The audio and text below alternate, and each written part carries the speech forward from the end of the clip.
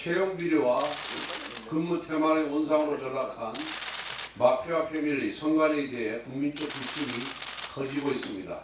한 언론 보도에 따르면 그동안 국회가 10번 넘게 가족 채용 통계를 요구했는데 선관위는 관련 자료가 없다는 새빨간 거짓말로 대응해 왔다고 합니다. 사실이라면 반드시 법적 책임을 묻겠습니다. 국민의힘은 지난주 금요일 국회 행안위 차원에서 선관위 비리 감사를 위한 현안 질의를 제안했습니다만 민주당에서 거절했습니다. 선관위원 인사청문회 때문이라고 하는데 인사청문회는 인사청문회이고 현안 질의는 현안 질의 아닙니까? 민주당이 선관위의 불법 비리의 심각성을 인지하지 못하고 도리어 부패 선관위를 비호하고 있다는 방증입니다. 국민의힘은 부패 선관위 개혁을 위한 5대 선결과제로 외부 감시, 견제 강화를 위한 특별감사관 도입, 선관위 사무총장에 대한 국회 인사청문회 도입, 선관위원장의 법관의 선관위원장의 겸임 금지, 시도 선관위를 행정안전위원회, 국회 행정안전위원회 국정감사 대상 기관으로의 도입, 지방 선관위 상임위원 임명 자격을 외부 인사로 확대하기 위한 선관위법 시행규칙 개정을 추진하도록 하겠습니다. 국민의힘은 이번 주 중으로 선거관리위원회 특별감사관법을 발의하겠습니다. 지난 28일 민생법안과 추경 논의를 위한 여야정 국정협의회가 민주당의 노쇼로 무산되었습니다. 우원식 국회의장까지 추경만큼은 다른 사안과 결부하지 말고 추진하자고 말렸지만 민주당은 끝내 민생을 걷어찼습니다. 지난달 10일 이재명 대표는 국회 연설에서 추경을 가장 시급한 일이라고 강조했습니다. 그러나 추경 논의가 시작되려고 하자 이재명 대표는 국정협의회를 버리고 탄핵 찬성 집회로 달려갔습니다.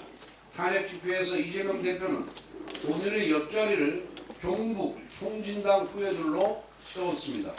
민생과 중도 보수를 운운하던 이재명 대표의 행보가 얼마나 기만적인지 스스로 입증한 셈입니다. 그러다 보니 앞뒤가 맞지 않은 말들을 한 입으로 쏟아내고 있습니다.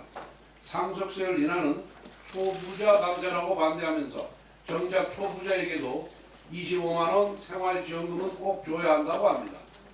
국민의힘이 발표한 에너지 바우처는 더 많은 지원이 필요하다고 주장하면서 이를 논의하기 위한 협상 테이블은 엎었습니다.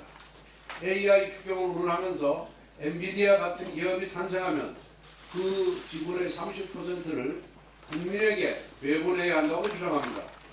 이재명 대표는 입만 열면 거짓말과 모순투성이라는 표현이 결코 과장이 아닙니다. 국민의힘은 이러한 민주당의 발목 잡기에 흔들리지 않고 오직 민생에 집중하겠습니다. 앞서 발표한 소상공인 1인당 100만 원 에너지 바우처 도입과 취약계층 소비 여력 보강을 위한 취약계층 1인당 최대 50만 원 선불 카드에 더해서 소상공인 시설 장비 바우처 도입을 추진하겠습니다. 영세 소상공인의 노후시설 개선과 장비 구입 비용 일부를 최대 200만 원까지 바우처 형태로 지원하겠습니다. 지금 대한민국에 필요한 추경의 원칙은 명백합니다. 시장에는 자유를, 세금에는 효율을, 취약계층에는 따뜻한 보호를, 국민의 세금은 효율적으로 사용되어야 합니다.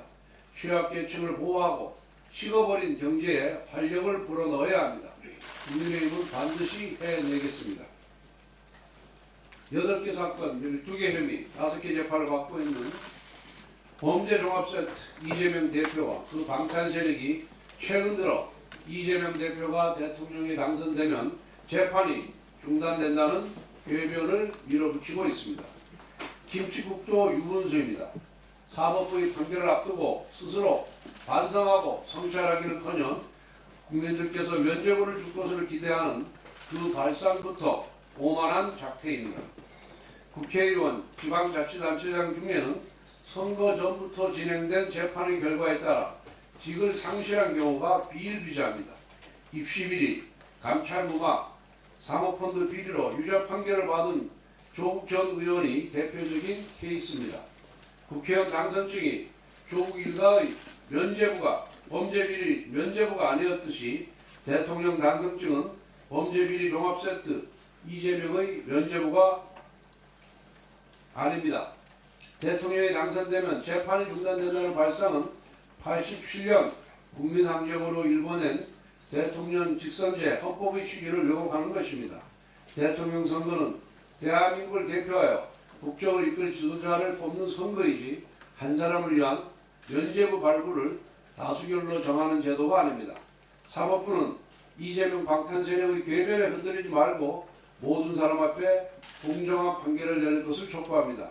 공직선거법 재판뿐만 아니라 이재명의 유진교사, 대장동, 백현동, 불법 대북송금, 법화유용 등 모든 재판이 정치 일정과 무관하게 신속히 진행되어야 합니다. 그 시작은 유독 이재명 대표 앞에서만 무기력했던 공직선거법 633 조항의 복원이어야 합니다.